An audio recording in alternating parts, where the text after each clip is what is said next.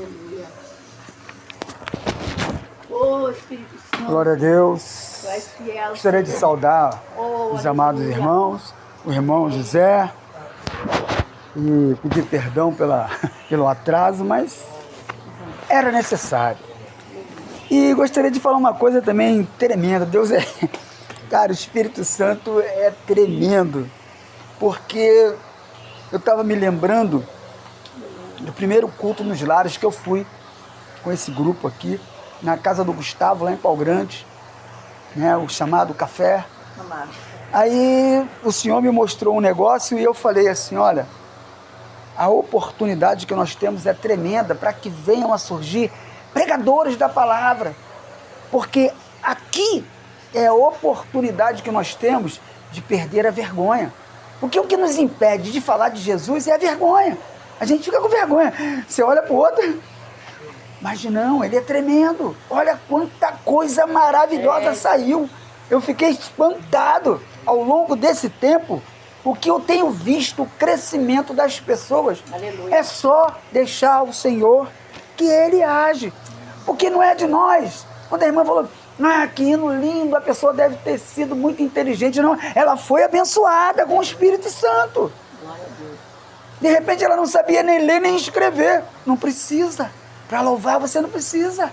Para adorar o Senhor você não precisa. Para amar o teu semelhante você não precisa saber nem ler nem escrever. Até para conhecer a palavra de Deus. Mas é necessário que você queira. Porque o Senhor está aqui. Aleluia. A palavra de Deus diz que o reino de Deus está dentro de nós.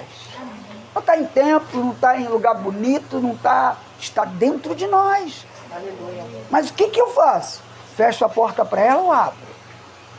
Deixo ela agir ou não? Porque, em 2 Coríntios, no capítulo 4, no versículo 7, o texto diz mais ou menos assim, ó, que nós temos algo precioso, mas que nos está colocado num vaso de barro. Para que o poder de Deus resplandeça. E não nós. E a gente está vendo hoje as pessoas deixando resplandecer o poder delas e não o de Deus. Mas isso é muito importante. Eu gostaria que os irmãos abrissem, né? Não quero ser muito longo, mas uma horinha só, é coisa rápida, eu falo rápido. Marcos, capítulo 10, versículo 46, para a gente ler o texto todo. Eu iria ler em Lucas, mas eu gosto mais de Bartimeu. Porque, na verdade, era o próprio Bartimeu, né? Porque Deus, Ele tem preparado para nós coisas incríveis. É que a gente confunde a riqueza de Deus com a riqueza do homem. Marcos 10, versículo 46. A gente tem esse costume de achar que as coisas que são temporárias são importantes. Você vê o valor que a gente tem dado para a nossa vida a despeito da vontade do Senhor. A gente está muito... não, eu tenho que estar bem, eu tenho que estar... Não, eu tenho que estar com Deus. Aí Ele sim vai me colocar bem ou não. Então diz assim, amados, a palavra do Senhor, Marcos 10, a partir do 46. Depois foram para Jericó, e saindo ele de Jericó com seus discípulos e uma grande multidão, Bartimeu, o cego filho de Timeu, estava sentado junto do caminho, mendigando. Deixa eu mudar.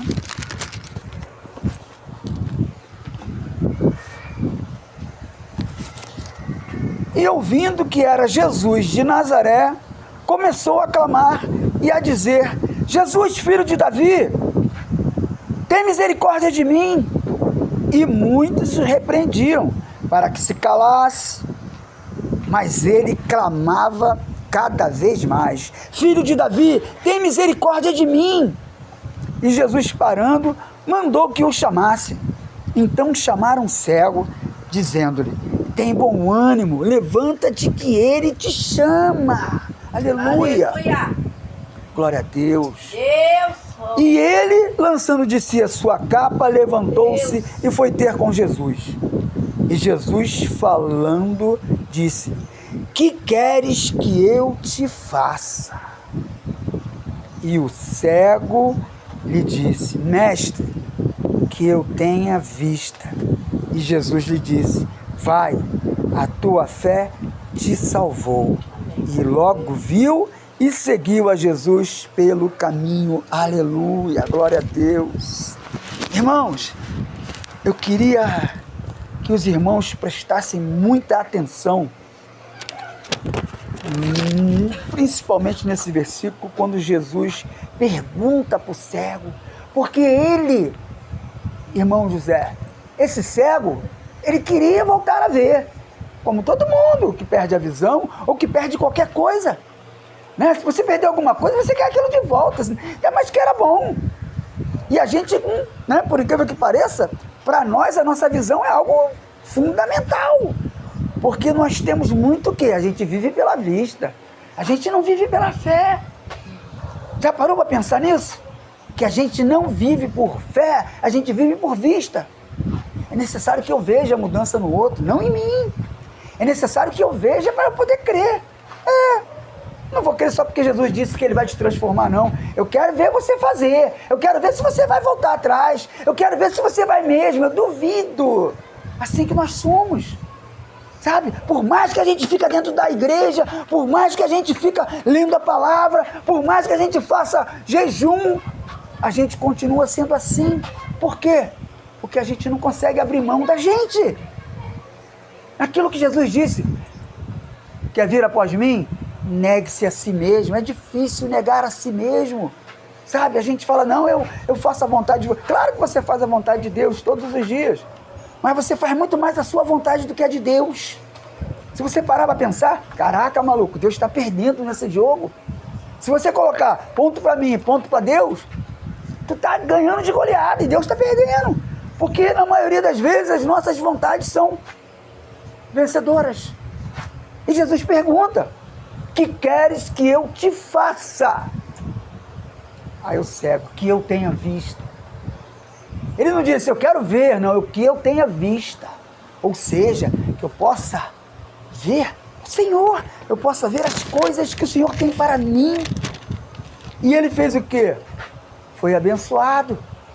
Jesus restaurou a visão dele e ele o seguiu pelo caminho. Ele não seguiu a distância, não, pelo caminho, ou seja, ali, ó, continuando. Quem é o caminho? É Jesus. Quem é a vida? É Jesus. É nisso que nós temos que crer.